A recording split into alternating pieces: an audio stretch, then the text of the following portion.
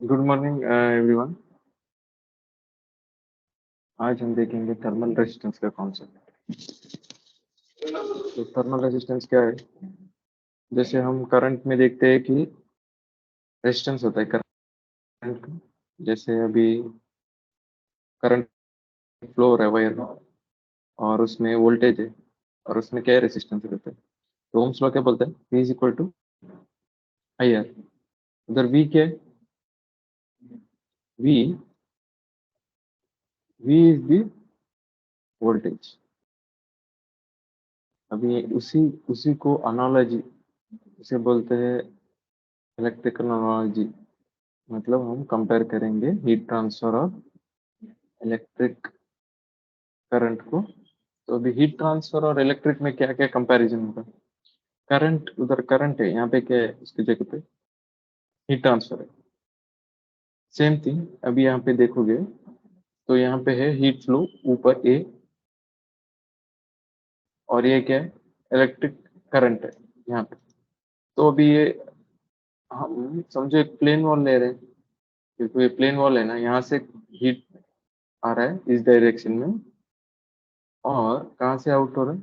इस डायरेक्शन में। एक से क्या है, देखो कभी कोऑर्डिनेट सिस्टम क्या है यहाँ पे वो याद रखना है। एक्स डायरेक्शन क्या है? ये है। तो एक्स एक्सिस में ही हीट फ्लो कंडक्ट हो रहा है, तो फिर ये क्या है? वन डायमेंशनल हीट ट्रांसफर होता है। तो अभी यहाँ पे टेम्परेचर कितना है एक साइड का? इस साइड का पूरा टेम्परेचर है T1, ये साइड का पूरा टेम्परेचर है T2। ओके। तो अभी हीट कैसे फ्लो हो रहा है? इस डायरेक्शन में फ्लो हो रहा है। सो इस पूरे प्लेन वॉल को हम क्या अज्यूम करेंगे?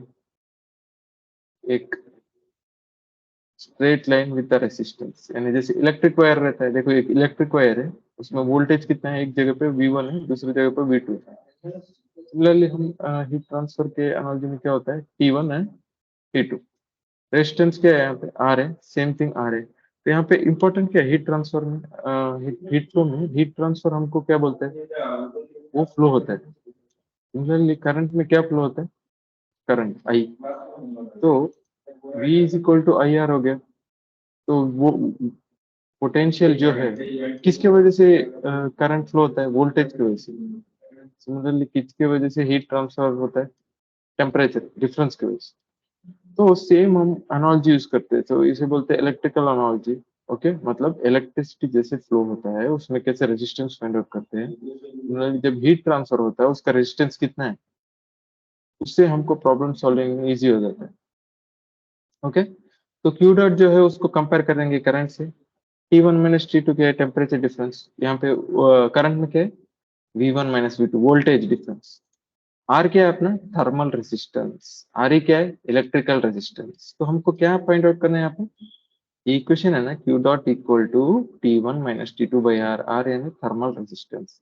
इसको फाइंड आउट करने से हमको प्रॉब्लम सॉल्विंग में इजी होता है। ओके। तो अब इस सिचुएशन को देखेंगे तो क्या है? क्यू डॉट कंडक्शन, कंडक्शन की वजह से जो हीट ट्रांसफर हो रहा है equal to T1 minus T2 by R wall. R क्या है? रेजिस्टेंस। ओके। आर कैसे आता है? एल बाई के ए। ये कैसे आया? देखो अभी क्यू कंडक्शन इस वॉल में कितना है? के A D T by D x. D T कितना है? T1 माइनस T2 और डी एक्स यानी थिकनेस एल है।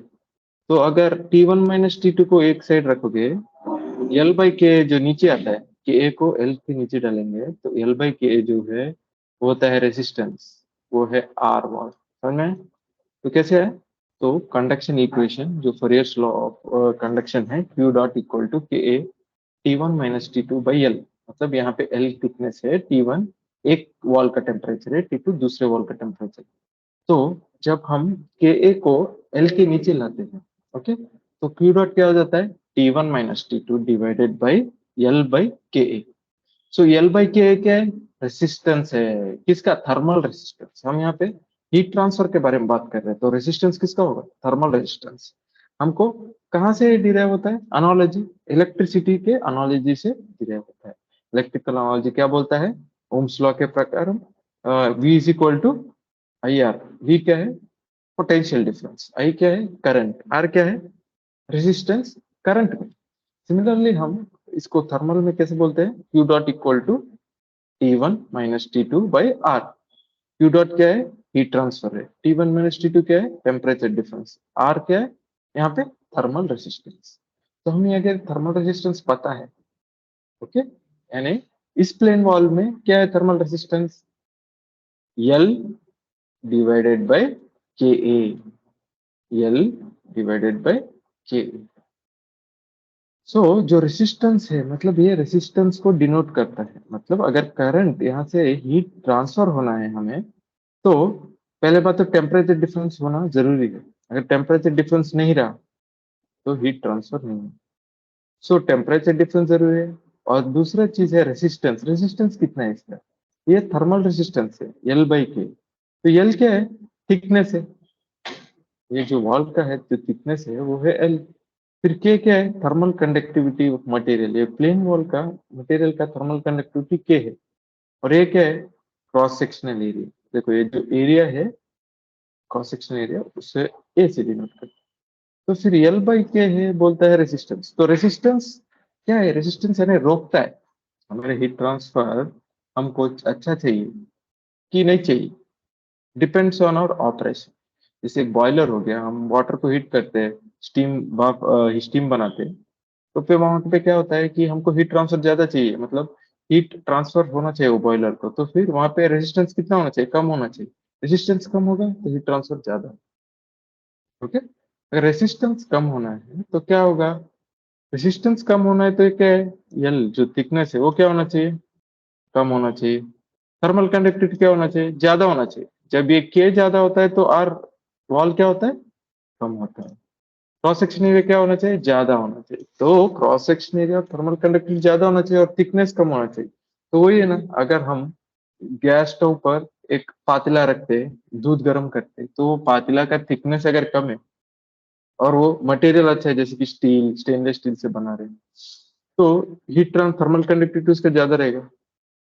और एरिया देखो, सरफेस एरिया यानी नीचे का पातीला का जो सरफेस है वो एरिया ज्यादा होगा, तो हीट ट्रांसफर भी ज्यादा होगा।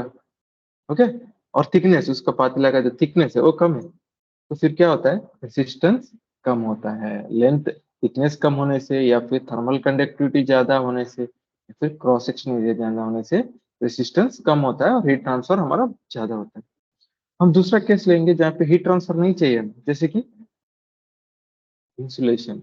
हम देखो, आपने देखा होगा इस इंडस्ट्रीज में कि जो भी हॉट पाइप जा रहा है, जिसमें कुछ तेल, गर्म तेल जा रहा है या फिर स्टीम जा रहा है, तो वो स्टीम अगर बाहर हीट ट्रांसफर होता है तो कूल होके फिर से वाटर बन जाएगा, हमको वो नहीं चाहिए। तो हमें क्या करना चाहिए, हीट ट्रांसफर को रोकना चाहिए, तो उसे बोलते हैं इंसुलेशन। तो हम क्या करेंगे, ग्लास वूल को उससे कवर करेंगे, या फिर कोई इंसुलेटिंग मटेरियल से कवर करेंगे, फिर एल्यूमिनियम फॉइल से कवर करते हैं। तो different types of insulating materials use करते हैं, रबर यूज करते हैं ऐसे। तो क्या होता है कि इंसुलेशन से क्या होता है, हम हीट ट्रांसफर इंसुलेशन की बात कर रहे हैं। हम यहाँ पे देखो, हम ये हीट ट्रांसफर का सब्जेक्ट है, तो हीट ट्रांसफर ही है मेन यहाँ पे। तो जब हम इंसुलेशन रख रहे हैं तो हीट ट्रांसफर कम करना है, तो फिर क्या है, रेसिस्टेंस क्या होना चाहिए, ज्यादा होना चाहिए। जब रेसिस्टेंस देखो ज्यादा है, तो denominator Q dot equal to change in temperature divided by resistance. Resistance ज्यादा है तो क्यू डॉट क्या हो गया, कम हो गया, हीट ट्रांसफर बाहर कम जाता है, तो हीट लॉस कम होता है। तो जब रेजिस्टेंस ज्यादा होना चाहिए प्लेन वॉल में, इस केस में देखो ये प्लेन वॉल का रेजिस्टेंस L बाई के, तो थिकनेस क्या होना चाहिए, ज्यादा होना चाहिए, थर्मल कंडक्टिविटी कम, क्रॉस सेक्शन एरिया कम, तो क्या होता है, हीट ट्रांसफर कम होता है। इंसुलेशन जब चाहिए, हीट ट्रांसफर कम चाहिए, हीट लॉस कम चाहिए, हीट ट्रांसफर नहीं चाहिए, तभी हमें रेसिस्टेंस ज्यादा चाहिए। ये हो गया प्लेन वॉल के लिए। ओके, अभी हम दूसरा केस देखेंगे। देखो यहाँ पे कन्वेक्शन में कैसा है रेजिस्टेंस। देखो ये सॉलिड है, यहाँ पे एयर ब्लो हो रहा है। ओके, तो फिर जब एयर ब्लो होता है, ये सॉलिड है, दोनों के बीच में टेम्परेचर डिफरेंस है, टी इन्फिनिटी एयर का टेम्परेचर है, टीएस जो है सॉलिड का टेम्परेचर। समझो, सॉलिड का बॉडी का टेम्परेचर ज्यादा है फ्लूइड के टेम्परेचर से। फ्लूइड यानी क्या, एयर, गैस या फिर लिक्विड, कुछ भी जो भी वहां पे बाहर फ्लो हो रहा है। तो देखो यहाँ पे टेम्परेचर प्रोफाइल है टीएस, टी इन्फिनिटी। टीएस देखो ज्यादा है, टी इन्फिनिटी कम। तो हीट ट्रांसफर क्या है प्रोसेस यहाँ पे, जब सॉलिड है, लिक्विड फ्लो हो रहा है, तो होता है कन्वेक्शन हीट ट्रांसफर। जब कन्वेक्शन होता है तो क्यू डॉट क्या होता है, H into surface area A into T S minus T infinity. वो कहाँ से है, न्यूटन्स लॉ ऑफ कूलिंग से है कन्वेक्शन इक्वेशन। ओके, तो फिर वहां पे रेसिस्टेंस कैसे है, देखो resist Q dot equal to H into S into T S minus T infinity. हमको क्या मालूम है, Q equal to T S minus T infinity by R convection. R convection क्या हो गया, 1/HA। Okay, 1/HAS are convection हो गया। जब 1/HAS यहाँ डालते हो आर कन्वेक्शन में, HAS ऊपर जाता है तो क्या होता है, ये इक्वेशन आता है। ओके, तो Q dot is equal to T S minus T infinity by R convection. Convection R क्या है, 1/HAS। ओके, तो ये हो गया कन्वेक्शन में रेसिस्टेंस। ओके, कंडक्शन हो गया, कन्वेक्शन हो गया। तीसरा है रेडिएशन। रेडिएशन में कैसा है, रेडिएशन में इक्वेशन कहाँ से आता है, स्टीफन बोल्ट्जमैन लॉ से आता है। Q dot equal to sigma epsilon S T S power 4 minus T surrounding power 4। Okay, तो देखो यहाँ पे जब समझो बस रेडिएशन हो रहा है। ओके, जब रेडिएशन होता है ना, तो सराउंडिंग का टेम्परेचर क्या बोलते हैं, टी सराउंडिंग, और हमारा बॉडी का टी एस। एस क्या है, सरफेस एरिया। सिग्मा क्या है, Stefan Boltzmann constant 5.678 10 power minus 8 watt per metre square kelvin power 4। Epsilon क्या है, ये है एमिसिविटी। ओके, एमिसिविटी कितना है, वो सरफेस, वो हीट रेडिएशन में देखेंगे क्या है वो सब। लेकिन यहाँ पे हमें क्या है कि यहाँ पे जो इक्वेशन आता है, हम इसको कैसे लिख सकते हैं, Q dot equal to T S minus T surrounding by R radiation. R radiation यानी resistance of due to radiation 1/h radiation into S. Okay, h radiation कितना है, sigma epsilon T S square plus T S square surrounding into T S plus T surrounding. तो ये हो गया तीन types of resistance, conduction, convection में और radiation. Okay, अभी यहाँ पे देखोगे तो अगर समझो यहाँ पे कन्वेक्शन हो रहा है, अपना वॉल ही ले लो। वॉल में क्या होता है, एक जगह पे कन्वेक्शन हो गया, दूसरे में वॉल में कंडक्शन, फिर से कन्वेक्शन, यानी एयर दोनों साइड में ब्लो हो रहे वॉल के। तब क्या होता है, एक टी इंफिनिटी क्या है, वो एक साइड वॉल का टेम्परेचर, समझो बाहर जो एयर ब्लो हो रहा है, समझो हमारा घर ही ले लो, एक वॉल ले लो, बीच में से बाहर का एयर है टी इंफिनिटी 1, और बाहर जो वॉल है उसका है T1 है टेम्परेचर, और अंदर वॉल है उसका अंदर की तरफ टेम्परेचर कितना है वॉल का, T2 है, और अंदर एयर का टेम्परेचर कितना है, टी इंफिनिटी 2। तो हीट ट्रांसफर कैसे होता है, हाई टेम्परेचर से लो टेम्परेचर, बाहर समझो हॉट है, अंदर थोड़ा कोल्ड ही होगा। तो फिर बाहर जब हॉट है तो टी इंफिनिटी 1 से हीट ट्रांसफर ऐसे फ्लो होगा, फिर ऐसे, फिर बाहर अंदर की तरफ आएगा, बाहर से अंदर की तरफ हीट ट्रांसफर होगा। तभी क्यू डॉट क्या हो गया, टी इंफिनिटी 1, इनिशियल टेम्परेचर कितना है, स्टार्टिंग टी इंफिनिटी 1, फाइनल कितना है, टी इंफिनिटी 2। पूरे इस लाइन में, इस लाइन में देखना है, ये स्टेडी स्टेट है, टेम्परेचर टाइम के साथ चेंज नहीं होता है, ये कंडीशन वो याद रखें। लेकिन बाहर के एयर के टेम्परेचर माइनस अंदर का एयर का टेम्परेचर क्या हो गया, temperature difference divided by total resistance. Resistance अब क्या हुआ, कन्वेक्शन, बाहर का कन्वेक्शन प्लस हमारा अंदर का वॉल का रेसिस्टेंस, और अंदर जो एयर है उसके वजह से रेसिस्टेंस, कन्वेक्शन रेसिस्टेंस, तो तीन हो गया। ओके, तो पहला क्या है कि आर कन्वेक्शन अंदर की तरफ, प्लस वॉल का रेसिस्टेंस, फिर अंदर की तरफ कन्वेक्शन, इन तीनों को ऐड किया तो टोटल रेजिस्टेंस आता है। क्यों ऐड किया हमने, क्योंकि ये सीरीज में है। रेजिस्टेंस जब सीरीज में होते हैं तो क्या करना है, ऐड करना है। तो यहाँ पे वही सेम थिंग वो इलेक्ट्रिकल एनालॉजी में लिखना है, तो कैसे लिखना है, ओके, थर्मल नेटवर्क में कैसे लिखते हैं, टी इंफिनिटी 1 है यहाँ पे टी इंफिनिटी, हीट ट्रांसफर क्या हो रहा है, क्यू डॉट, फिर क्या है कन्वेक्टिव रेसिस्टेंस, यानी यहाँ पे टी इंफिनिटी 1 और T2 T1 के बीच क्या हो रहा है, कन्वेक्टिव रेसिस्टेंस। फिर T1 से T2 के बीच क्या होता है, कंडक्टिव रेसिस्टेंस, कंडक्शन हो रहा है ना वॉल में, एयर और वॉल में क्या हो रहा है, कन्वेक्शन, लेकिन वॉल में क्या हो रहा है, कंडक्शन, आर वॉल। T1 हो गया, T2 हो गया, फिर T2 से T इंफिनिटी 2 क्या हो रहा है, कन्वेक्शन हो रहा है। ओके, तो फिर इन तीनों को ऐड क्यों किया जाएगा, क्योंकि ये रेसिस्टेंस ये तीनों सीरीज में। जब हम इलेक्ट्रिसिटी के बारे में बात करते हैं तो क्या होता है ओम्स लॉ में, V is equal to I R. जो R होता है, जब तीन वायर सीरीज में होते हैं तो रेसिस्टेंस क्या होता है, तीनों का ऐड करना पड़ता है, R1 plus R2 plus R3। Similarly वो अभी यहाँ पे थर्मल रेसिस्टेंस है, तो फिर तीनों का ऐड करना पड़ता है, कन्वेक्टिव रेसिस्टेंस, फिर कंडक्टिव रेसिस्टेंस, फिर हो गया कन्वेक्टिव रेसिस्टेंस। बाहर का रेसिस्टेंस जो कन्वेक्शन है, फिर वॉल में है कंडक्शन रेसिस्टेंस, तो फिर से अंदर आता है तो फिर कन्वेक्टिव रेसिस्टेंस। तीनों को ऐड करने से हमको क्या आता है, टोटल रेसिस्टेंस आता है। वहां से क्या आता है, रेसिस्टेंस आ गया। टेम्परेचर मालूम है हमको, समझो बाहर का एयर का टेम्परेचर इतना है, अंदर का एयर का टेम्परेचर इतना है, थोड़ा कम होता है अंदर का तो ये ट्रांसफर होगा, वो याद रखना। तो फिर T1 minus T infinity one मालूम है, टी इंफिनिटी टू मालूम है, रेसिस्टेंस भी मालूम है। रेसिस्टेंस कहाँ से आता है, ये कन्वेक्टिव रेसिस्टेंस है, आर कन्वेक्टिव, उसका क्या है फॉर्मूला, 1/H AS। फिर ये कन्वेक्टिव टू है यहाँ पे, 1/H A2। वॉल का क्या है, L/K A। तो फिर सबका अपना अपना रेजिस्टेंस होता है। कन्वेक्शन का 1/HA, कंडक्शन का L/K प्लेन वॉल में।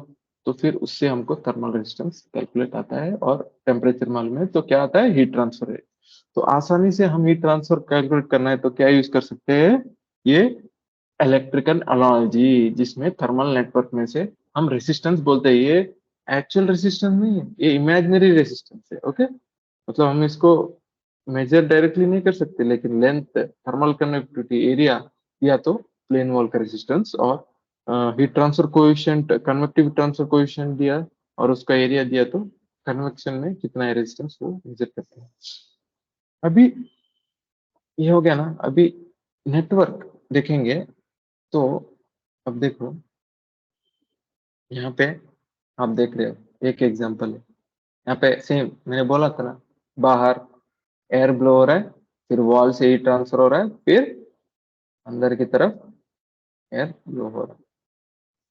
तो यहाँ पे देखते हो तो टी इंफिनिटी वन है, T1 है, T2 है, टी इंफिनिटी टू। ये क्या है, टी इंफिनिटी वन बाहर का एयर का टेम्परेचर, T1 वॉल का एक साइड, बाहर के वॉल का टेम्परेचर, T2 अंदर के वॉल का टेम्परेचर, टी इंफिनिटी टू अंदर के एयर का टेम्परेचर। तो हीट टेम्परेचर प्रोफाइल है, देखो पिंक लाइन जो है करो, ये टेम्परेचर प्रोफाइल, टेम्परेचर कैसे डिक्रीज हो रहा है, देखो ऐसे ऐसे ऐसे और ऐसे ऐसे।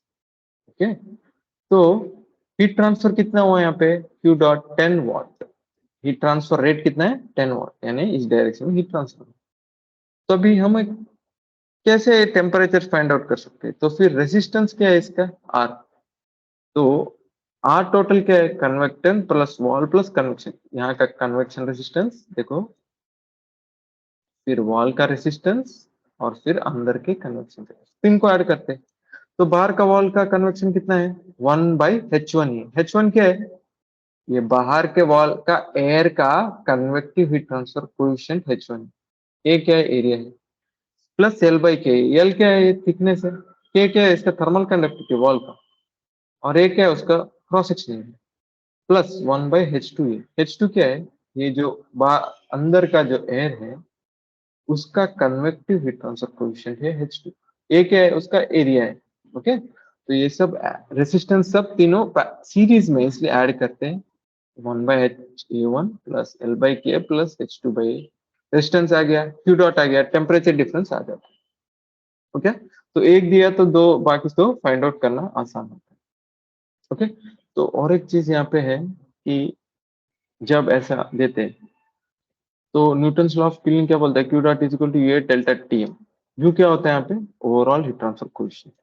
देखो जब हम यहाँ पे ले रहे हैं ना, यहाँ पे कन्वेक्टिव हीट ट्रांसफर कोएफिशिएंट ले रहे हैं H, यहाँ पे क्या ले रहे हैं, थर्मल कंडक्टिविटी को यूज कर रहे हैं। यहाँ पे प्रॉपर्टी क्या है, प्रॉपर्टी नहीं, H2 ये क्या है, कन्वेक्टिव हीट ट्रांसफर कोएफिशिएंट। तो ये तीनों चाहिए रहता है, लेकिन इसका overall heat transfer coefficient U बोलते हैं। मतलब इसका समझो total temperature difference T infinity one minus T infinity two है। ओके, और Q डॉट इसका हीट ट्रांसफर रेट है।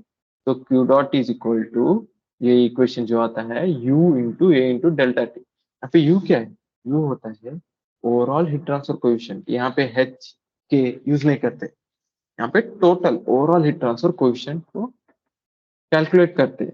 ओके, वो प्रॉपर्टी नहीं है लेकिन वो चेंज होता रहता है। बस यहाँ पे एक प्रॉपर्टी क्या है, thermal conductivity property, H convective transfer coefficient property है नहीं है। ओके, वो मीडियम पे डिपेंड होता है, ज्योमेट्री पे डिपेंड होता है, ओरिएंटेशन यानी कैसे है उसका, किस एंगल में रखा है उस पर डिपेंड होता है, बहुत सारी चीजों पे डिपेंड होता है एच। ये थर्मल कंडक्टिविटी प्रॉपर्टी। यू क्या है, ओवरऑल हीट ट्रांसफर कोएफिशिएंट है। ओके, वो क्यों चाहिए हमें, क्योंकि देखो आपने कन्वेक्टिव यहाँ पे देखोगे इस एग्जांपल में, तो यहाँ पे कन्वेक्शन हो रहा है, फिर कंडक्शन हो रहा है वॉल में, तो फिर से एयर के वजह से कन्वेक्शन हो रहा है। तो फिर यहाँ पे हीट ट्रांसफर कोएफिशिएंट क्या है, यहाँ पे convective heat transfer coefficient use करने का, फिर यहाँ पे थर्मल कंडक्टिविटी चाहिए वॉल का, फिर यहाँ पे एयर का हीट ट्रांसफर कोएफिशिएंट चाहिए कन्वेक्टिव। तो तीन तीन चाहिए, उससे अच्छा एक ही लेता हूँ मैं, overall heat transfer coefficient you करके। ओके, अगर मेरे पास टोटल टेम्परेचर डिफरेंस है और हीट ट्रांसफर रेट है, तो मुझे बस एरिया है, सरफेस एरिया और क्रॉस सेक्शन है, दोनों एक ही है दोनों के लिए, क्योंकि यहाँ पे हीट ट्रांसफर किस डायरेक्शन में हो रहा है, इस डायरेक्शन में हो रहा है, तो पूरे प्लेन वॉल से हीट ट्रांसफर हो रहा है। तो फिर यू यहाँ पे क्या हुआ, ओवरऑल हीट ट्रांसफर कोएफिशिएंट हुआ। ठीक है, तो फिर अगर हम देखेंगे, अभी दो वॉल ले रहे हैं, अभी पहले एक वॉल था। ओके, एक ही भिंती थी, अब दो दो भिंती है, दो भिंती है। अभी यहाँ पे देखो,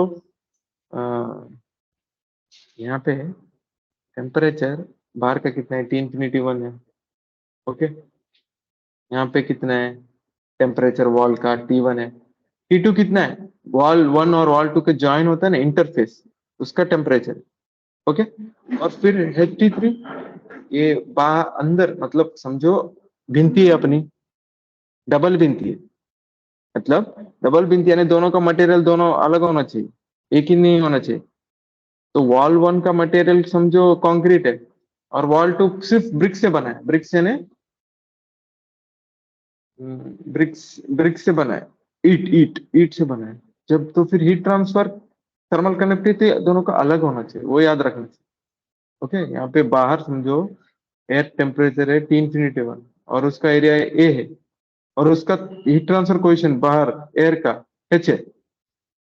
फिर वॉल आ गया, वॉल का पहला वॉल है समझो कंक्रीट से बना है, उसका थर्मल कंडक्टिविटी K1 है, और वॉल का देखो टेम्परेचर T1 है।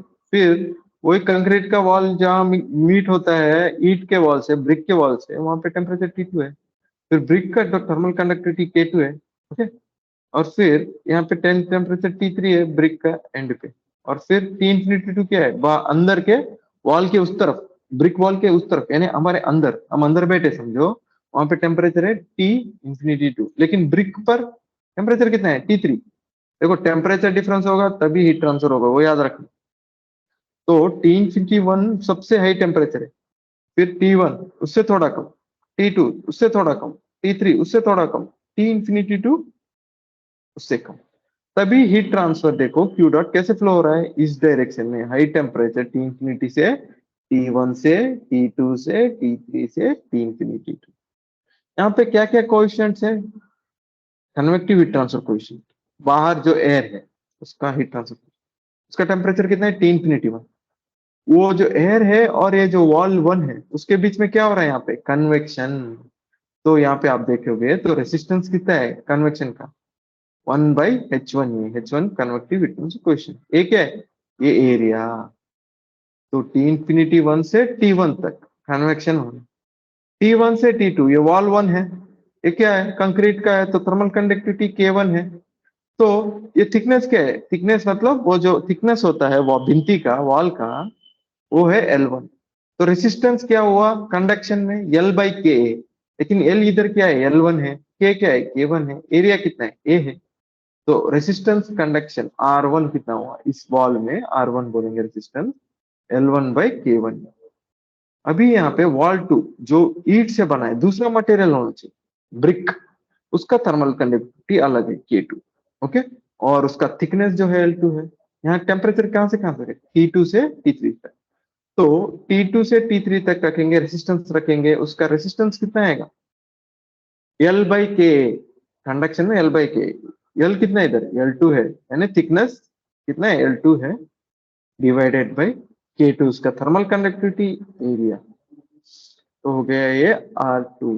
फिर यहाँ पे उस तरफ यानी अंदर की तरफ हम बैठे हैं, अंदर समझ घर के अंदर, वहां पे कैसे है, वॉल का टेम्परेचर ब्रिक का T3 है, और अंदर कितना है एयर का टी इंफिनिटी टू, तो हीट ट्रांसफर जो हो रहा है तो कन्वेक्टिव उसका रेसिस्टेंस कितना होगा 1/H2A। टेम्परेचर कहाँ से कहाँ चेंज हो रहा है T3 से टी इंफिनिटी टू। तो हमको टोटल रेसिस्टेंस चाहिए ना, जब सीरीज में यहाँ पे वो याद रखना है, तो फिर सबको ऐड करना है 1/H1A plus L1/K1A plus L2/K2A plus by H2A, उससे टोटल रेसिस्टेंस आता है। ओके, वो रेसिस्टेंस डाल दिया, Q dot equal to delta T यानी कि T infinity one minus T infinity two. Resistance क्या हुआ, R convection plus R1 plus R2 plus R convection two, सबको ऐड किया तो टोटल रेसिस्टेंस है। ओके, ये हो गया रेजिस्टेंस के बारे में जब सीरीज में है। ओके, देखो ये सेम इक्वेशन है, सेम रेजिस्टेंस है, सबको ऐड करने से टोटल रेजिस्टेंस आता है R convection one plus R1 plus R2 plus R convection two. Total कितना हुआ 1/H1A plus L1/K1A plus L2/K2A plus 1/H2A, तो हो गया टोटल रेजिस्टेंस। अभी देखो क्यू डॉट, मैंने बोला क्यू डॉट सेम है। देखो यहाँ से जो हीट ट्रांसफर हो रहा है कन्वेक्शन से, वही वॉल से भी हो रहा है, वही वॉल टू से भी हो रहा है, वही भी कन्वेक्शन मतलब अंदर की तरफ एयर में भी हो रहा है। क्यू सब सेम है। इसको आपको इलेक्ट्रिकल एनालॉजी से कंपेयर करना है। जब करंट सीरीज में फ्लो होता है, I equal to I1 equal to I2 equal to I3, तीन वायर ले हो, समझो तीन वायर हमने लिए हैं यानी तीन रेजिस्टेंस लिए। ओके, और हम करंट को फ्लो कर रहे हैं। जब सीरीज में तीनों रेजिस्टेंस को रखते हैं तब क्या होता है, करंट सेम ही फ्लो होता है। चेंज कहाँ पे होता है, वोल्टेज में। ओके, वो हमको कंपेयर, हमको कभी भी इलेक्ट्रिकल एनालॉजी से जब कंपेयर करते हो तो अंडरस्टैंडिंग बढ़ती है, तभी समझ में आता है ओके ऐसा हो रहा है। रेसिस्टेंस हमारा थर्मल का रेसिस्टेंस इलेक्ट्रिकल से कंपेयर करना है। समझो वायर है, समझो यहाँ से पूरा वायर है और पूरे तीन रेसिस्टर्स है सीरीज में, तो करंट जब फ्लो होता है आई, तीनों में रेसिस्टेंस में सेम होता है क्योंकि सीरीज में है। चेंज कहाँ पे होता है, वोल्टेज में। वोल्टेज है ना पोटेंशियल डिफरेंस वी में। सेम सिमिलरली वोल्टेज का कंपैरिजन हीट ट्रांसफर में क्या है, टेम्परेचर है। जैसे करंट वोल्टेज की वजह से फ्लो होता है, वैसे हीट ट्रांसफर टेम्परेचर की वजह से फ्लो हो रहा है। ओके, वो याद रखना। तो टेम्परेचर यहाँ पे देखो टी इंफिनिटी वन है, उसके बाद T1 है, T2 है, T3 है, टी इंफिनिटी टू है। तो वोल्टेज से कंपैरिजन कर, okay? तो क्यों करना है यानी वो बताता हूँ। करंट सब में सेम है ना, तो T infinity one minus T1 divided by R convection, इसका रेसिस्टेंस कन्वेक्शन का बस लिया और उसका बस टेम्परेचर डिफरेंस यानी कन्वेक्शन जो हुआ था T infinity one minus T1 R convection, वो ही होता है Q dot. Similarly Q dot क्या है यहाँ पे, T1 minus T2 divided by R1 equal to T2 minus T3 by R2 equal to T3 minus T infinity by R convection two. तो ये सब इक्वल होता है, हीट ट्रांसफर रेट इक्वल होता है सब में। क्यों इक्वल होता है, सीरीज में है, और पैरेलल में होगा वो दूसरी बात है, हम सीरीज की बात कर रहे हैं। ओके, अगर हम देखो प्रॉब्लम्स करो, मैंने बुक शेयर किया है आपको। ओके, हमारे क्लासरूम में भी शेयर किया है, गूगल क्लासरूम में भी, और इसको हमारे व्हाट्सएप ग्रुप में भी शेयर किया। तो प्रॉब्लम्स को सॉल्व करो, हर दिन पढ़ाई करो, क्योंकि जो डिजाइन इंजीनियर बनते हैं उनके लिए heat transfer, thermodynamics, fluid mechanics बहुत इंपॉर्टेंट होता है सीएफडी करने के लिए। ओके, जो जिनका एम है कि मुझे डिजाइन इंजीनियर बनना है, तो उसके लिए वो क्या करते हैं, पढ़ते नहीं है, लास्ट में जाते हैं इंटरव्यू में बैठते हैं, आंसर नहीं कर पाते। लेकिन अगर आपको इंटरव्यू क्रैक करना है, किसी बड़े पोजीशन में जाना है, कंपनी चेंज करना है, something like that, design engineer का काम क्या होता है, यानी सीएफडी में हीट ट्रांसफर क्या हो रहा है, फ्लूइड कैसे फ्लो हो रहा है, और उसका हीट ट्रांसफर रेट कितना है, उसका टेम्परेचर कितना है, वो फाइंड आउट करना पड़ता है। तो फिर ये हीट ट्रांसफर सब्जेक्ट बहुत इंपॉर्टेंट। अगर आप इसमें किंग बन जाते हो, heat transfer, fluid mechanics, thermodynamics, तो सीएफडी में आप किंग हो। एनालिसिस कुछ नहीं, क्लिक करते करते सीओबी हाइपरमेश हो, केटीए हो, जो भी एंसिस फ्लुएंट है सॉफ्टवेयर है, वो पे बस हम इक्वेशन को क्लिक करते हैं, आंसर आता है। लेकिन क्या हो रहा है मैकेनिज्म, वो पता करना है। कैसे पता होगा, पढ़ने से हीट ट्रांसफर सब्जेक्ट। तो हीट ट्रांसफर सब्जेक्ट सिर्फ मार्क्स के लिए नहीं है, आपके जॉब जॉब ओरिएंटेड सब्जेक्ट है। ओके, आपने अगर सो ये क्वेश्चन हम देखेंगे। Okay, heat loss through plane wall. Okay, तो ये देखो इसका डायग्राम। तो consider a 3 metre high, 3 metre high यानी 3 मीटर उसका हाइट है, ओके।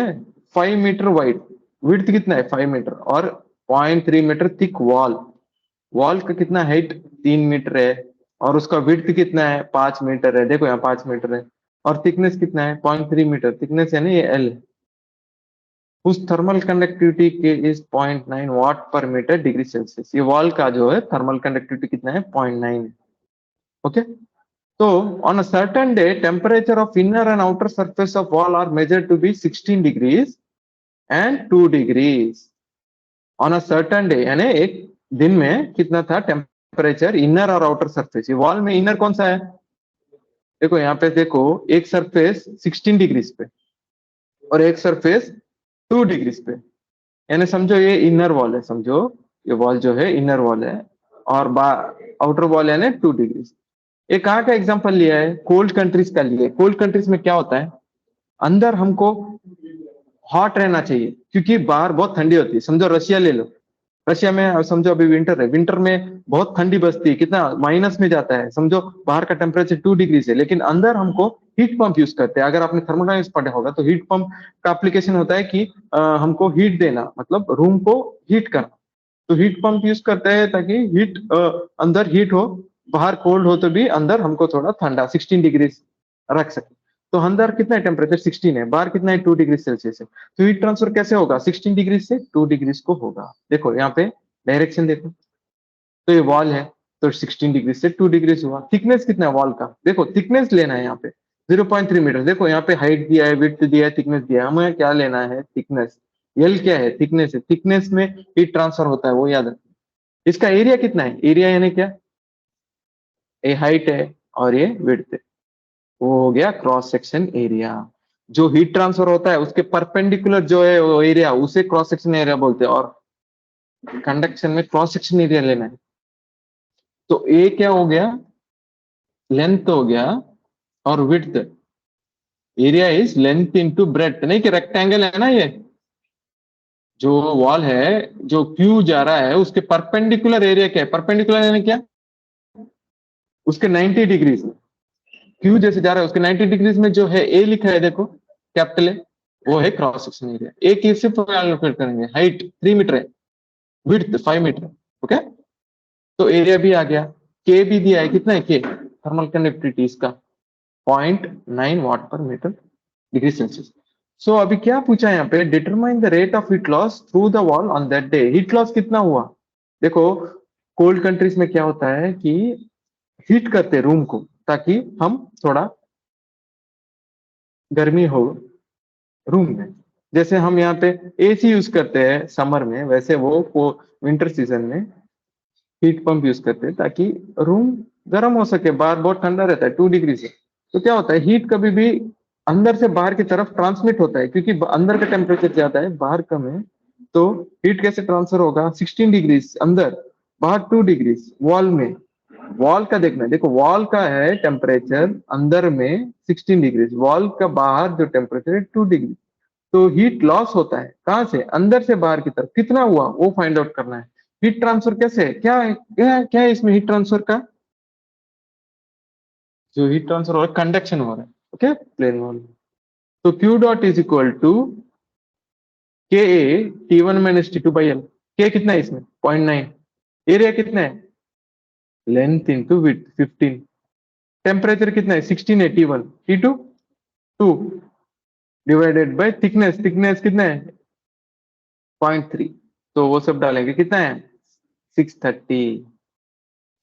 अगर इसने पूछा कि रेसिस्टेंस कितना है, ओके, अगर उसने पूछा रेसिस्टेंस कितना है वॉल में, तो कैसे एल बाई के, एल कितने 0.3, एल यानी क्या थिकनेस है, ये नहीं लेना है विड्थ, हाइट नहीं लेना है, थिकनेस लेना है, थिकनेस, एल यानी थिकनेस है, वो याद रखो कंपैरिजन में, अभी वो याद रखना है कि थिकनेस लेना है, एल यानी लेंथ नहीं है, थिकनेस है जहां से हीट ट्रांसफर हो रहा है, ओके। के क्या है thermal conductivity, A cross section है उसमें से 0.0222 डिग्री सेल्सियस पर वॉट है। तो अगर ये वॉल के टेम्परेचर से यहाँ पे समझो टेम्परेचर डिफरेंस कितना है T1 minus T2, 16 minus 2 divided by resistance डाल दिया तो आपको क्या आएगा हीट ट्रांसफर रेट, यहाँ से भी हीट ट्रांसफर कितना है 630 वाट पे है, और यहाँ से इक्वेशन के T2 minus T2 by L उसमें से हीट ट्रांसफर कितना है 630 है, वाट है, दोनों में से सेम आया, इसलिए यहाँ से भी कर सकते हैं, रेजिस्टेंस फाइंड आउट करके भी हीट ट्रांसफर रेट कर सकते हैं, या फिर direct Fourier law of heat conduction use करके भी कर सकते हैं। दो मेथड, पहले मेथड में क्या किया उन्होंने, क्यू डॉट इक्वल टू के T1 minus T2 by L लिया, कि thermal conductivity A cross section area, T1 temperature बाहर की तरफ 16 डिग्री, T2 अंदर की तरफ टेम्परेचर, L क्या है थिकनेस है, तो फिर उसमें से 630 है। सिमिलरली क्यू डॉट कैसे फाइंड आउट करते हैं, क्यू डॉट यानी क्या है, heat loss, heat transfer rate. Q dot दूसरा मेथड क्या है, change in temperature of wall divided by R wall, यानी resistance, temperature difference by resistance. पहले टेम्परेचर डिफरेंस कितना है 16 माइनस 2 14 है, मतलब 16 T1 माइनस T2 हो गया टेम्परेचर डिफरेंस डेल्टा T, और आर वॉल क्या है L बाई के, रेजिस्टेंस इन कंडक्शन, ये वॉल है ना, इसमें L बाई के होता है रेजिस्टेंस, तो L कितना है थिकनेस, थिकनेस कितना है 0.3, के कितना है 0.9, एरिया कितना है 3 इंटू 5 15, तो L3 डिवाइडेड बाई 15 इंटू 0.09, वो लिखा है यहाँ पे, L 0.3 के 0.9 एरिया 15, तो उसमें से R आता है रेजिस्टेंस। तो जब R को और डेल्टा T को सब्स्टिट्यूट करते हैं, डेल्टा T क्या है temperature difference 16 minus 2 T1 minus T2 divided by resistance of the wall, उसमें 630 सेम वैल्यू आता है। तो आप ऐसे भी कर सकते हो या फिर ऐसे भी कर सकते हो, दो मेथड्स दिया है heat transfer rate find out करने के लिए। ओके,